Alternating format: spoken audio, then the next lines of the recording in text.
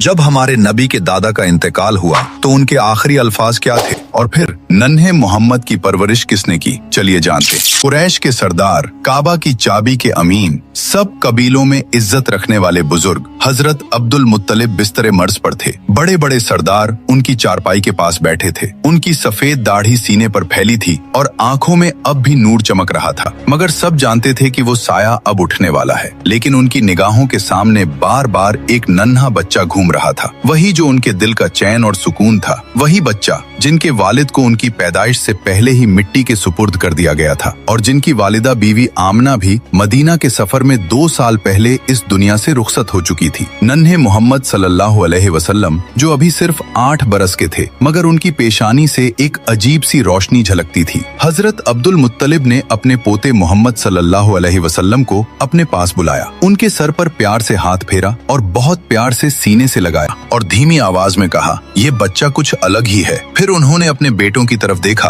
और बोले, मेरी बात ध्यान से सुनो, इस बच्चे की हिफाजत अब तुम्हारी सबसे बड़ी जिम्मेदारी है और मैं ये अमानत अपने बेटे अबू तालिब को सौंपता हूँ। ये सुनते ही हजरत अबू तालिब की आंखों से आंसू बह निकले। वो बहुत ही तंग हाली में जिंदगी गुजारते थे, माल दौलत ज्यादा नहीं थी, मगर दिल बेहद बड़ा था। उन्होंने वालिद से कहा, अब्बा जान आप बेफिक्र रहें, मैं इस बच्चे की हिफाजत अपनी जान से बढ़कर करूंगा। कुछ ही दिनों बाद वो घड़ी आ गई जब मक्का वालों ने एक और बड़ा गम देखा। हजरत अब्दुल मुत्तलिब का इंतकाल हो गया। कुरैश के लोग सदमे में थे, मगर सबसे ज्यादा गमगीन थे नन्हे मोहम्मद सल्लल्लाहु अलैहि वसल्लम। पहले वालदा का इंतकाल हुआ, अब दादा का साया भी उठ गया। आंखों से आंसू बह रहे थे, मगर उनके दिल में एक अजीब सा सब्र था। कोई और बच्चा होता तो रो पड़ता, बिलक पड़ता, मगर आप खामोशी से आसमान की ओर देख रहे थे, जैसे वहीं से दिल को सुकून और तसल्ली मिल रही हो। अल्लाह ताला ने ये दर्द अपने प्यारे नबी सल्लल्लाहु अलैहि वसल्लम को इसलिए दिखाया ताकि आने वाली उम्मत को सब्र और भरोसे का सबक मिले। अबू तालिब ने उस दिन से मोहम्मद सल्लल्लाहु अलैहि वसल्लम को अपने घर में ऐसे रखा